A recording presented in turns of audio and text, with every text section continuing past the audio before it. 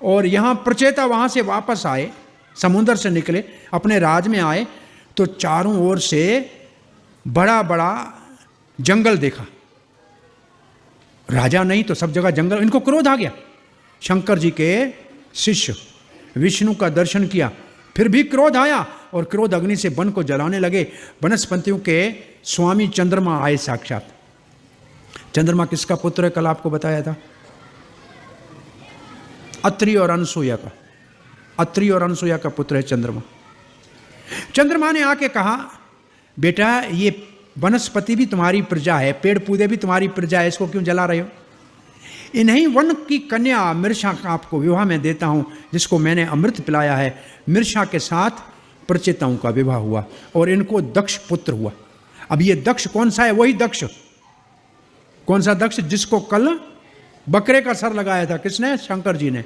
इसको बकरे का सर लगने के बाद लज्जा आने लगी, कहां पब्लिक में बकरे का सर लेकर जाए। चला गया अघमर्षण जगह के ऊपर। अघ का कहते हैं पाप को, मर्षण कहते हैं नाश करने को। विंध्या पर्वत में अघमर्षण जगह के ऊपर जाकर दक्ष ने बहुत बड़ी तपस्या की। ये छठे स्कंद में ये प्रसंग आता है। और भगवान ने दर्शन दिया दक्ष को, और फिर दक्ष 10 प्रचेताओं के पुत्र के रूप में दोबारा प्रकट हुए और अब क्षत्रिय हो गए, पहले ब्राह्मण थे। तो ये दक्ष वापस प्रचेताओं का पुत्र हुआ। प्रचेताओं राजपाट कर रहे थे, नारद जी उनके पास फिर वापस आ गए। नारद जी ने आके कहा, एक तो जन्म माता पिता से होता है, पहला जन्म, वो शुकर, उसको शुकर बर्थ जन्म कहते हैं। दूसरा जन्म होता है शास्त्र माता और गुरु पिता से, और तीसरा जन्म होता है वेद पढ़ने से, विपर होता है। और फिर कहा कि एक भगवान की पूजा करना ऐसे है जैसे जड़ के अंदर पानी डालना, उससे शाखाएं पत्ते फूल फल सब हरे भरे होते हैं। पेट में भोजन डालोगे तो सारे शरीर के अंग पुष्ट होंगे।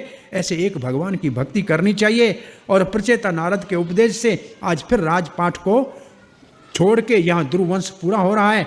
प्रचेता भगवान को प्राप्त करने के लिए चले गए। चौथा स्कंद यहाँ पूर्णाहुति को पहुँचता है।